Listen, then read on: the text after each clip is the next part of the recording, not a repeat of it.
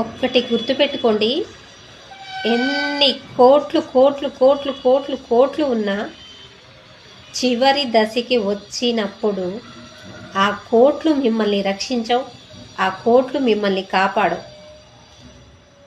మీ సొంత కొడుకులు బిడ్డలు కూడా ఒక్కొక్కసారి చూడరు.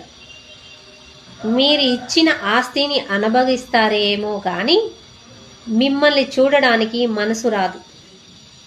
మీరు మంచంలో పడ్డప్పుడు, మీ పరిస్థితి ఘోరమైన పరిస్థితి అయినప్పుడు, కోటీశ్వరులారా మీకే, కోట్లు కోట్లు సంపాదించే వాళ్ళారా మీకే, కోట్లు మిమ్మల్ని చూడవు.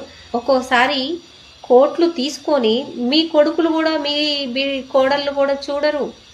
మీ బిడ్డలు కూడా, అల్లుళ్ళు మంచి వాళ్ళు రారు. దేవుడి కృపను బట్టి కోటీశ్వరులకి మంచి కొడుకులు, మంచి బిడ్డలు, మంచి అల్లుళ్ళు రావాలని దేవుణ్ణి మొక్కుకుంటున్నాను. 100కి 100% ఆస్తిని తీసుకున్న తల్లిదండ్రులను చూసిన వాళ్ళు ఇంతవరకు 100కు 100% ఎవరూ లేరు. డబ్బుని చూసో అహంకారం పెంచుకోమాకండి, కోట్లను చూసి అహంకారం పెంచుకోమాకండి. మీరు పెంచుకునేది ఏంటి అంటే మంచితనం. మీ ఓళ్ళు చూడకపోయినా, కొడుకులు కోడలు చూడకపోయినా మీ మంచితనాన్ని బట్టి బయట వాళ్ళన్నా మిమ్మల్ని చూస్తారు, ఆదరిస్తారు, సాయం చేస్తారు, ఆదుకుంటారు.